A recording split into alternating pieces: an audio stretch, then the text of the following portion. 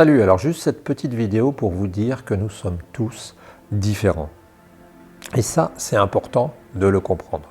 Parce que bien souvent, quand certaines personnes parlent avec moi, on discute, on échange, et puis je m'aperçois que nous avons des visées, des vues radicalement différentes sur des sujets qui peuvent être les mêmes. Et ça, c'est un problème récurrent, et c'est très important de le comprendre. Nous sommes tous différents. Ça veut dire, et Dieu merci, que nous n'aimons pas tous la glace à la vanille, que nous ne passons pas toutes nos matinées à nettoyer notre vieille moto des années 30, et que nous ne passons pas tous notre après-midi du samedi à aller à l'aéroclub pour observer les planeurs. Et c'est très positif. C'est très positif que dans un monde, il y ait des gens qui fassent des choses différentes, et c'est ça qui fait finalement la complexité et la beauté du monde. Et moi, je voudrais vous inciter, quand vous pensez à quelqu'un, quand vous pensez à des solutions, quand vous pensez à des problèmes, à penser d'abord en matière de questionnement et vous dire en quoi cette personne est-elle différente de moi. Parce que souvent, le problème, c'est qu'on calque des solutions personnelles sur des personnes qui ne sont pas nous. Et ça pose un problème radical, parce que vous apportez des solutions qui sont inadaptées.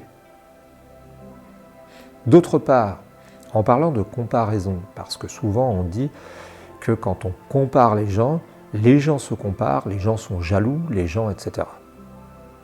Quand on fait la comparaison de deux personnes, quand on se compare à une personne, c'est très difficile, voire impossible de faire une comparaison.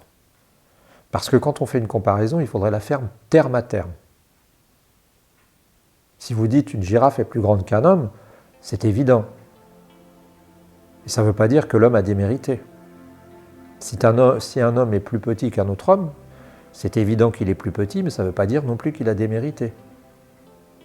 Ce que je veux dire par là, quand on voit qu'il existe des différences, c'est simplement que la différence est très importante à comprendre. Et que nous ne sommes pas issus tous du même moule.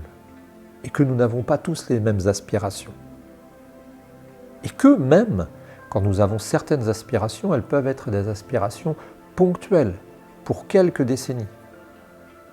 Ça va être très intéressant, vous voyez, parce qu'on est à une époque de rupture, là, avec le modèle traditionnel du type « je suis menuisier dans mon village pendant 40 ans », on a des gens qui commencent à changer de métier.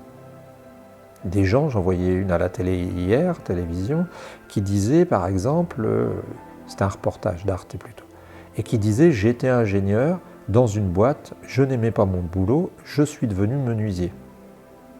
Et ce qui est intéressant, vous voyez, c'est que ces gens-là, on va les suivre et on va regarder s'ils veulent rester le même métier, faire le même métier pendant 40 ans. Et je vous parie qu'ils changeront en cours de route. Donc nous sommes non seulement tous différents, mais au cours d'une vie, nos aspirations, nos goûts, nos besoins sont fondamentalement différents. Si vous achetez une maison par exemple, eh bien vous verrez qu'au début, quand vous êtes célibataire ou quand vous êtes avec votre femme ou votre mari, eh bien vous vous trouvez tranquille. Vous êtes à deux, vous avez une petite cellule, dirons-nous, si c'est comme je l'ai fait, une grande maison. Et puis au fur et à mesure, vous vous faites restaurer des pièces ou vous les restaurez vous-même parce que vous avez des enfants et parce qu'il faut des chambres. Et puis il arrive un moment où les enfants sont grands, où ils partent, et puis vous vous retrouvez seul ou à deux, seul à deux, c'est ça que je veux dire, dans une grande maison qui ne va plus servir que pour quand vos enfants viennent vous visiter et quand les petits-enfants sont là. Donc vous voyez que comme la maison, eh bien notre vie est une adaptation. Et que, étant tous différents, à des époques différentes de nos vies, nous sommes tous susceptibles d'avoir des vies différentes et des motifs différents de faire les choses. C'est quelque chose de très important à comprendre. Et c'est pour ça aussi que donner des conseils à des jeunes, c'est très difficile. C'est très difficile parce que d'une part, on est des gens qui avons vécu des moments, des époques qui ne sont pas les époques qu'ils vivent et qu'ils vivront. Et puis c'est très difficile aussi parce que nous sommes à deux moments différents de notre vie. Un jeune, il est au début de sa vie, il est dans la vingtaine, et puis nous sommes peut-être dans la quarantaine, la cinquantaine, la soixantaine, que sais-je, plus tard. Donc tous ces phénomènes font que les discussions sont assez difficiles à mettre en place et que les comparaisons, que la notion de personne et de la capacité à se comparer est parfois difficile.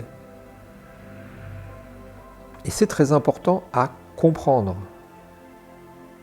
Alors en plus, quand il y a des hommes, en plus quand il y a des femmes, en plus quand on vient de pays qui ne sont pas les mêmes, eh bien on a des représentations, des manières de voir les choses différentes. Et c'est ça qui crée aussi une certaine richesse, puisque cette richesse, ça va être la différence. Nous sommes tous différents. Voilà. C'est important, je pense que de ma part, c'était important de le dire, parce que je vois trop souvent des gens qui jugent les autres, je vois trop souvent des gens qui parlent de problèmes, des gens qui essayent d'analyser des situations, en ne sachant même pas, en n'ayant même pas réagi, que les personnes dont elles parlaient, n'étaient pas les mêmes qu'eux. Un autre exemple, un dernier exemple que je peux vous donner par l'histoire, par exemple, c'est que quand nous pensons, par exemple, à 14-18, quand nous pensons 14-18, et si vous allez faire une leçon sur 14-18 chez des lycéens, il y a beaucoup de lycéens qui vont vous dire « Ah oui, mais moi en 14-18, je ne serais pas allé me battre. Moi en 14-18, je n'aurais pas envoyé mes enfants. » Comme je voyais un reportage, il y avait une fille qui disait ça, je n'aurais pas envoyé mes enfants se faire tuer. En 14-18, c'était radicalement différent. Et souvent, nous avons une ignorance de ce qui se passait à l'époque. Parce qu'on nous présente l'histoire comme un continuum et comme un moment qui est le même qu'actuellement. Mais en 14-18, on sait que la défense de la patrie, le devoir, c'était des valeurs absolument fondamentales, cardinales dans la société, qui ne le sont plus actuellement. Actuellement, c'est plutôt la liberté, la volonté de faire ce qu'on veut, le respect de l'autre, etc. Donc vous voyez que nous sommes tous différents. Nous avons tous nos manières différentes de penser, et dites-vous bien que physiologiquement, même si nous nous ressemblons, même si deux hommes se ressemblent presque à la perfection, même si ce sont deux jumeaux, et deux vrais jumeaux, eh bien ils ont quand même des choses qui fait qu'ils diffèrent et que leur vécu diffère.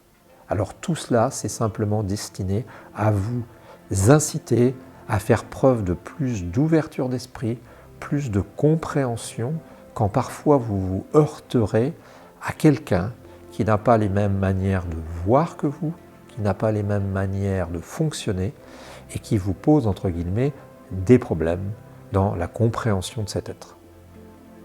Monsieur de Varjac avait une image amusante qu'il appelait la théière, qui disait que si nous nous mettons à une dizaine autour d'une table, nous verrons tous la théière, une théière. Il avait l'habitude d'avoir une théière sur sa table, et il disait, mais la vue de chacun sera différente, et ce sera pourtant pour tous la même théière. Donc vous voyez que le point de vue est très important, la différence entre les êtres est très importante, et il est très important de le comprendre. Alors si vous avez des anecdotes, des petites histoires à nous raconter qui peuvent illustrer ce propos, eh bien nous sommes preneurs et on vous attend sur Internet et on vous souhaite une bonne journée.